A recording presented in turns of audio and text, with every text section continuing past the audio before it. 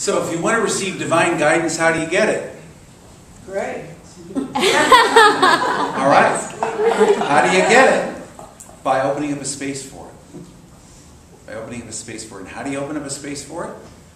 Well, there's a lot of different ways. And often I get into some rather lofty stuff. A lot of people go, well, what's he going to do? Tell me I got to go to a mountaintop and meditate for 47 hours? Come on. You know?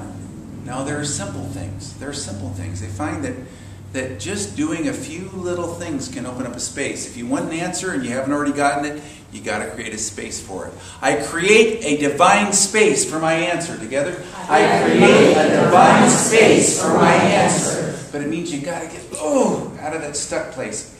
That place that says, I just want to go back to sleep. Thank you very much. No. It's awakening. It's awakening. And that voice will speak to you, but it's the still small voice. And it speaks in many different ways. Sometimes it shows up in outer ways, in the outer world, as synchronicity, things that you get guided to the right place at the right time. For instance, how many of you have ever had a book fall off a shelf with your answer and you know it didn't touch it? Raise your hand. Now, one of two things is going on here. Either you need to avoid these people when you or there's something happening here, something significant, which is that there's this incredible, all-knowing consciousness, infinite intelligence is mine. Together? Infinite intelligence is mine. And it's part of your innate equipment to access that. Just as you have a laptop, a computer, an iPad, you can get into the wholeness, the allness, and it will speak to you like the golf-playing priest.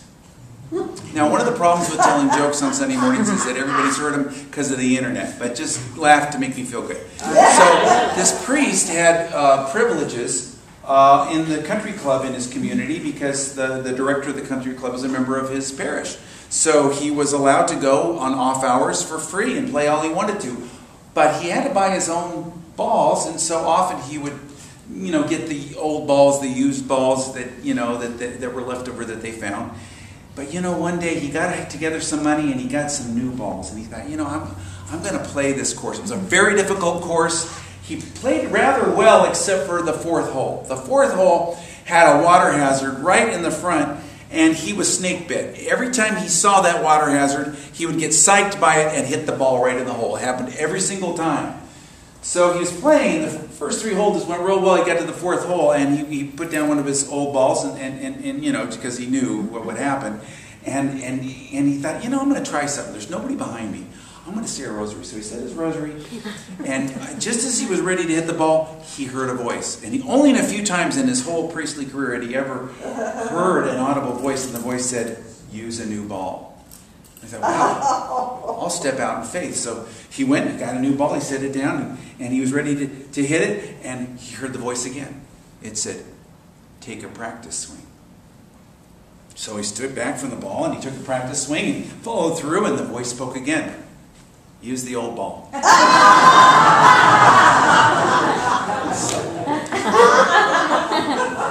Where have you had the still small voice? Where have you heard a sound that was silent, but it still spoke to you? It's not an audible voice for most of us. Lynn has heard that a couple of times, but I've never heard an audible voice in my life. But I've had very strong impressions.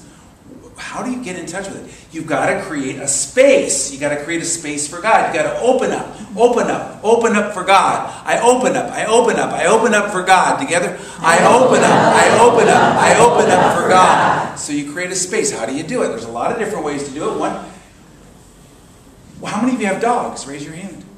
You're halfway home, because they found that for people with heart disease, that the people who they correlated everything and found the number one factor in the speed of recovery from heart disease, from a heart attack, was whether you had a dog or not. It wasn't diet, it wasn't exercise, it's whether you had a dog.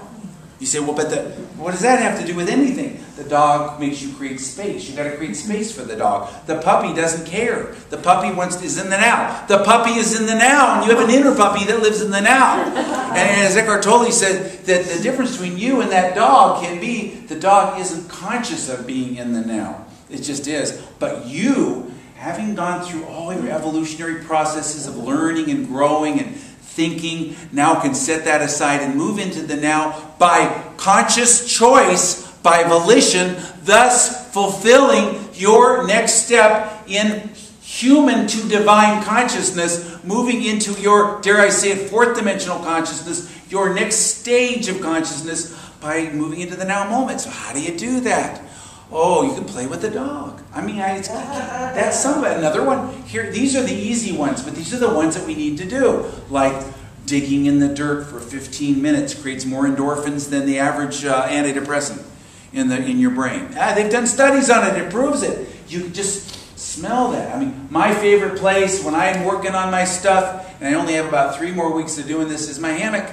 My hammock, I get out there, I can smell the pine trees and ooh, it's just so rich, and the skunks from time to time. But other than that, you can get into that. It moves you.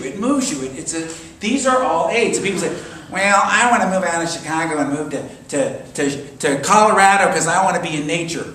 When was the last time you went to one of these nature preserves? They're fabulous. There's very few places in the country that have as highly developed, beautiful nature preserves.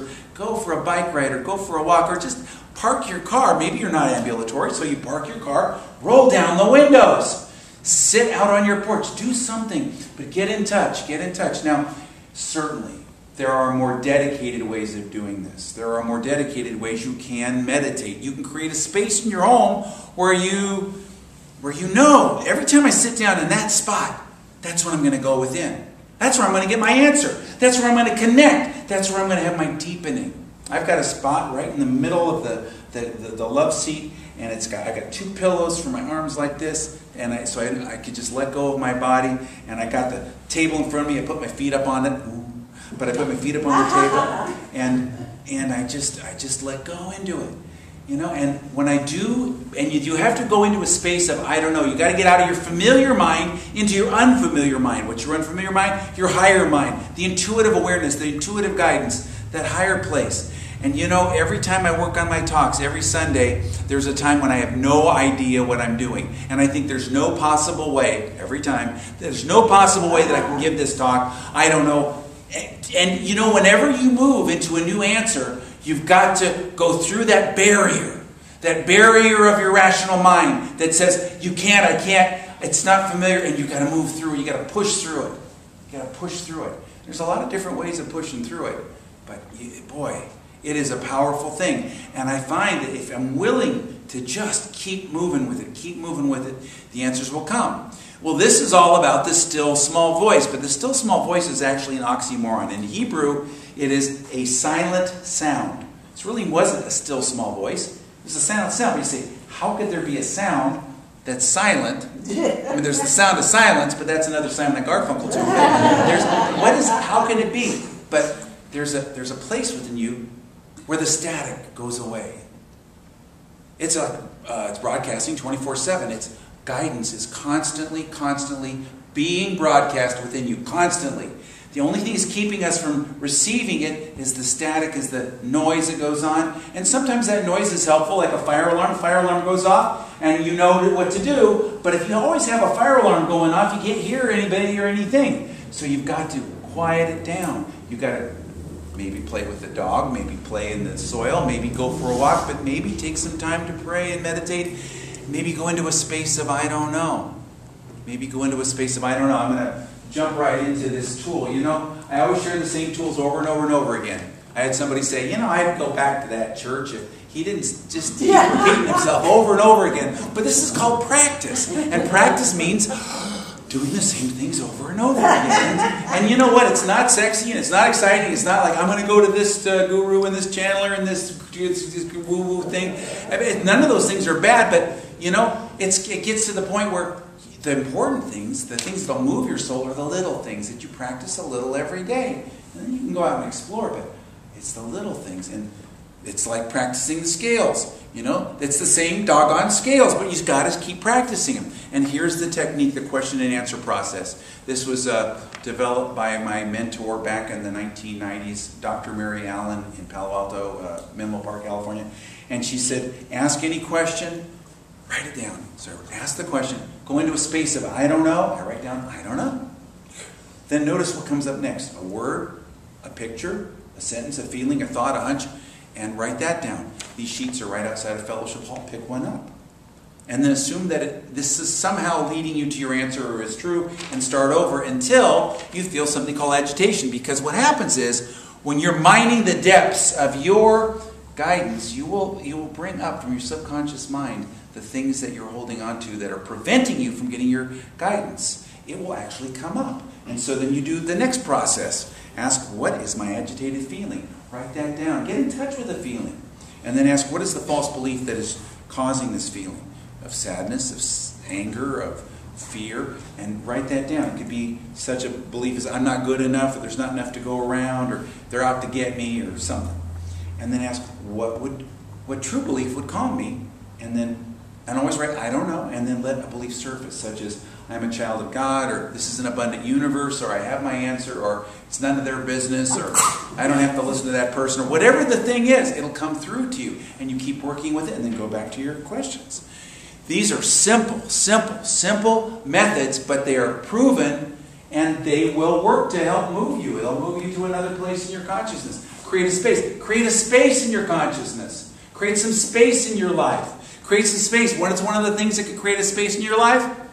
Turning off all the distractions.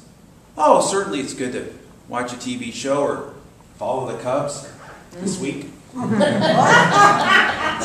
or do something like that. But, I talked about how I kind of overcame my sports addiction, Well, I realized this last couple of months, I got a news addiction. I love information. I'm as much an information junkie as the person who needs to go to a meeting saying, hi, my name is Greg, I am an information junkie. It's like, and I realized, okay, I've deleted a few of those news apps from my phone. It's good to find. I'm not one of those people that says you shouldn't know what's going on in the world, but do you really need to know it from 14 different sources and what they think about it in Paris and in London and all these different places? No. So in your life, what do you use to fill that opening?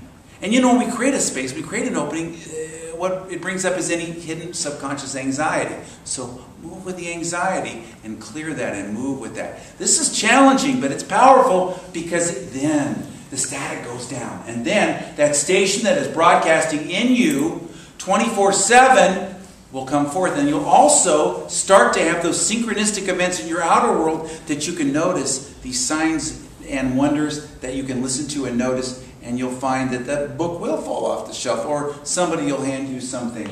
Eckhart Tolle was interviewed in Unity magazine just this month, and it just came out, I got it yesterday.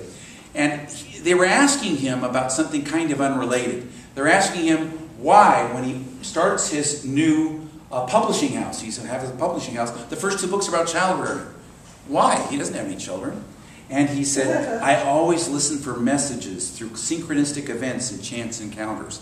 And it came to him. These people came to him. And he says, when the universe wants something done, it gets done if you listen. He said, most of us are so absorbed in our thinking that there's not much attention left for perceiving this miraculous universe around them at any given moment. They don't have the wakefulness necessary to listen to those messages coming from outside, or those promptings coming from within, such as intuitive realizations and creative insights. And then he defines enlightenment. He says spiritual awakening involves stepping out of that complete absorption in your own thought processes so that you can become aware and present, and then living from that level. Thinking still operates beautifully, but you are rooted at a deeper level of awareness and presence. What's he saying? There's 2 things. There are the outer synchronistic events. You'll be guided into weird stuff. I mean, I got woo-woo stories here. And I got some out there stuff. And I'm going to share one. It's been enough years that I can finally share it on a Sunday morning. I've only shared it in classes.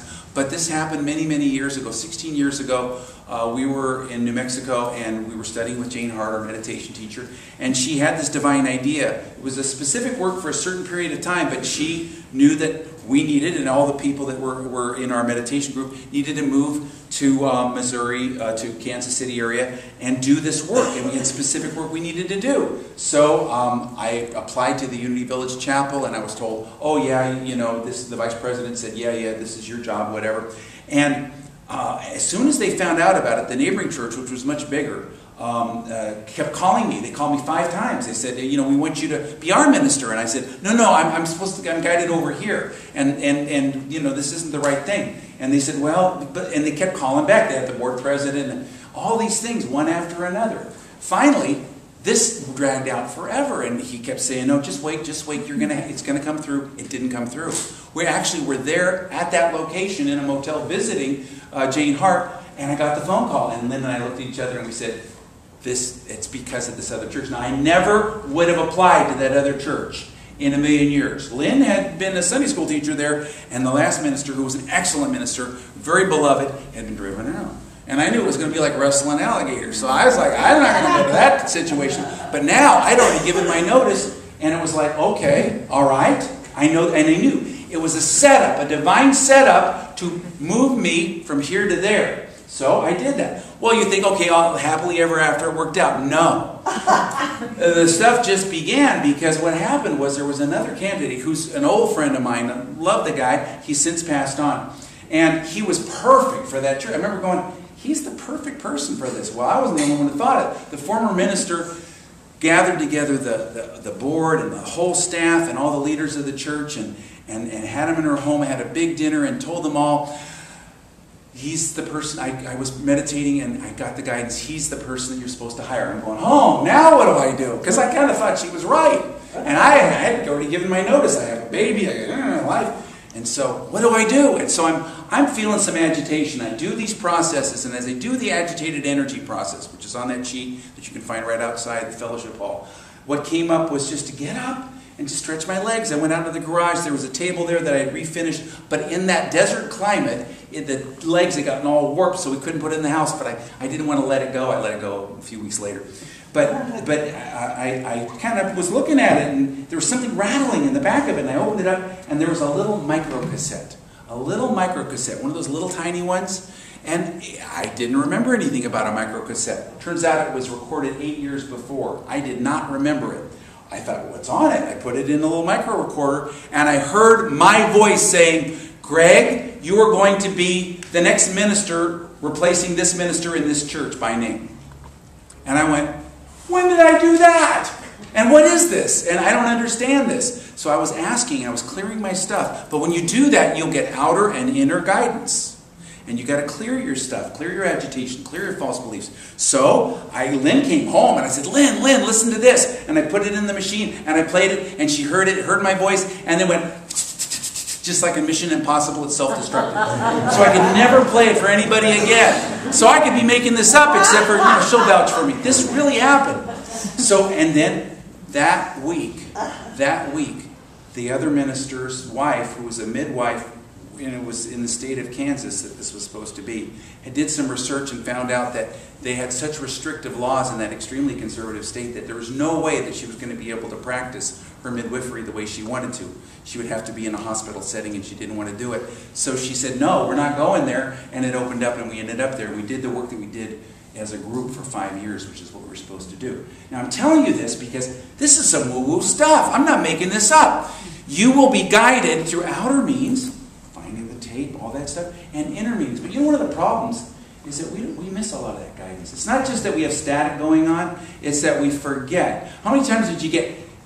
You don't realize it. I don't realize it, but when you're doing this spiritual work, especially when you clear your agitation and do that deep inner work of processing, you find yourself in a different, altered state of consciousness. You don't realize you're in an altered state of consciousness. Things seem normal to you, but you say to yourself, oh, I'll remember this. Yeah, an idea comes to you. Somebody will say something. Something will happen. It's divine guidance, and you know you'll remember. And then you don't. How many people have had that happen to you? Yeah, you get guidance and you get one of these. Get one of these and record it.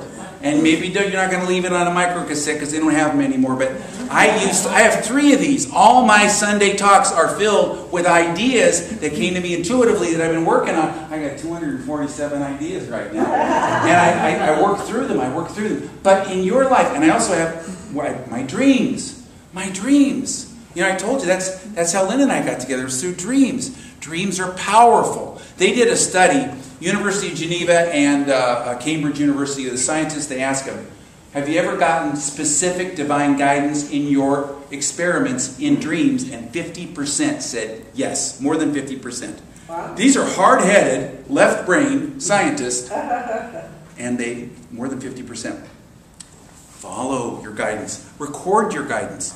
Work with your guidance. Process. Do these things. All of this is leading up to the still small voice. And this is a story that comes out of 1 Kings, and it's a great story. I love this story because Jezebel. That's all I got to say. Jezebel was the first Jezebel. She was the Jezebel, and she was rough. And she brought in all of her stuff, all of her theocracy, and Elijah basically overturned it all. And then she sent a messenger. I don't know why she gave him a warning, but she sent him a messenger saying, I'm coming for you tomorrow. You're going to be as dead as those other prophets that have been put to the sword. And he got out of there, and he went 40 days and 40 nights as far as the mountain of God at Horeb. He went into a cave. He spent the night, and God came to him and said, why are you here, Elijah? And he said, I am moved with zeal for the God of hosts. For the Israelites have forsaken your covenant, torn down your altars, put your prophets to the sword. I'm the last one left, and now they're coming out for me. Come on out, God said. Stand on the mountain before me. He stood there, and God passed by. There was a great mighty wind, like a tornado, splitting mountains, shattering rocks by the power of God, but God wasn't in the wind. Then after the wind, an earthquake, but God wasn't in the earthquake. After the earthquake, fire, but God wasn't in the fire. And after the fire, a still small voice. And this is a great, beautiful, rich, mythological story about finding your answers, not in the big woo-woo stuff, not in the big outer stuff, but in these strange little coincidences that happen, these things that happen in your life. Like Cartoli said, in the outer and the inner. In the outer, as synchronistic events. Synchronistic events are those meaningful coincidences that happen. You think, what was that about? How did that happen? And often, it doesn't happen the way you want. You're guided over here like we were, and then you end up over here because you wouldn't have done it. And there's all kinds of other... I mean, I could be telling you stories for hours about this stuff. It's powerful. It happens. It works. It's a part of you. You have this equipment. It's innate within you. And you say, not me, not little old me. Well, why don't you assume that you have it? It may not be a believable solution, but it may be a workable one. Assume, I already have my answer. If I knew what my answer was, what would it be? How would I feel if I knew what my answer was? You know, this really works well when you lose things. I talked about my son losing his things and me losing my wallet. Just thank you, God, for my wallet, you know? And then just open up a space. And the beauty of it is you got to let go and let go and let go of that need, that addictive need to get your literal answer exactly in this moment. So let's move into this time of meditation. And let's just open up to God. And just move into this time and know that you're receiving the guidance that you need in this now moment. In this now moment. And just take a deep breath and let it out. And know that you're receiving the guidance that you need in this now moment. Everything that you need is coming to you. We have never really left that room because that room of guidance is always open, always there. Your guidance is broadcasting 24/7. Just got to turn down the noise, open up your heart, and be aware of it. So once again, feel yourself in this expansive state, in this open state, in this uplifted state. Lift up, lift up, lift up into it.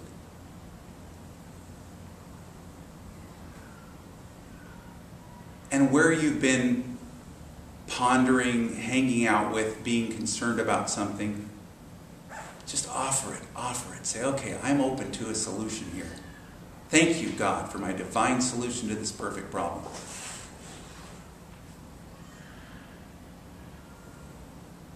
Thank you, God, for the divine solution to this perfect problem. You may ask a question or just offer it and then let it go. And know that you are being downloaded from on high, that you are receiving your guidance, your answer in such a sure way, in such a sure way.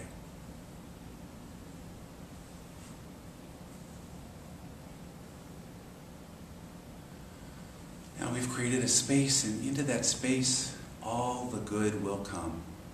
Thank you, God. Amen. I've got one quote here that was very helpful to me. It was from the composer Haydn. He wrote 103 symphonies. He kept writing all the time. And they asked him, how do you do it? And he said, when I compose, I pray and I thank God that it has already been accomplished, then I do it. If it doesn't come the first time, I pray again, and then it comes. And I remember when I drove Norman Vincent Peale around Kansas City back 30-something years ago, I asked him, how are you so prolific? And he said, what I do is I take a blank piece of paper, and I look at it, and I say, thank you, Spirit, for this article, or whatever it is, and then I start writing. And just, you say, well, that's so simple. How often do we do it? How often do we do it? So don't be afraid to use your wonderful tools, your pen and your paper, and also your heart, and create a space. And so now we're going to create a space for God. A space for God light, God love, God energy, and God guidance. And there are different ways of creating space. We start with the physical because we can really get in touch with that. The first thing we do is set aside everything in our hands. And if you think, oh, I just want to write this one thing, no, create a space. Create a space. Set it aside. And take a deep breath and let it out. That's another way to create a space. You can't fill a full cup, you have to empty it. So once again, take a deep breath and let it out. And just imagine yourself becoming more open, more receptive. Create a space for remembrance, for the Spirit of God that dwells within you, a spiritual nature.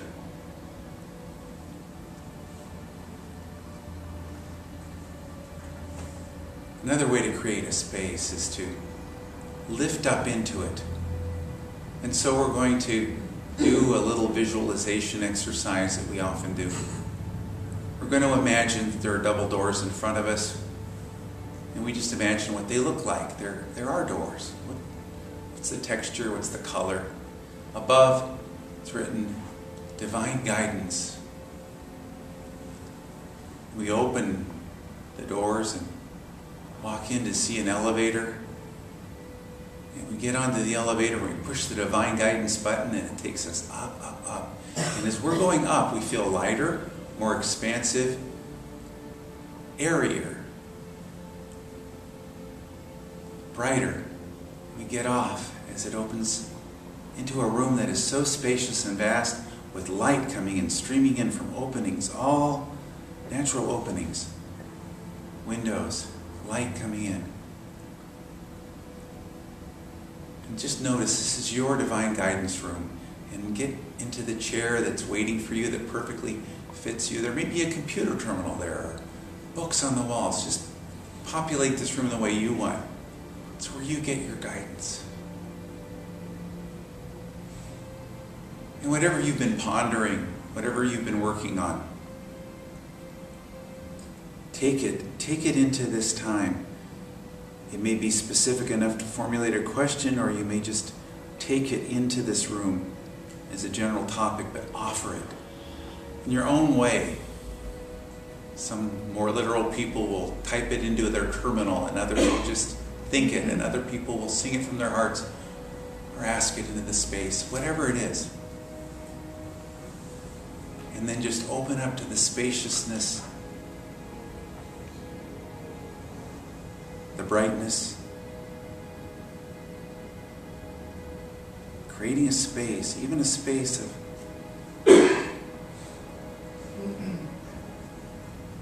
quiet and openness that doesn't need to have a literal answer necessarily, just knowing you're being downloaded.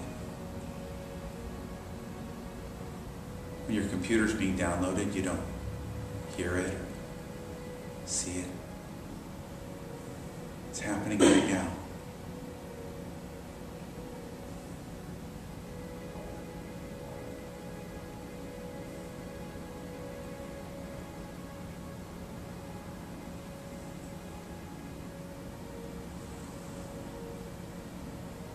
Now with a sense of gratitude, just give thanks. Just give thanks because you've been downloaded. Know that you have received what you need and will receive what you need, both through outer and inner means. Synchronicity, the outer world, things will come to you. You'll be in the right place at the right time. You'll be led. And in your inner world, the angel whispers. The sense of waking up in the morning and knowing your answer.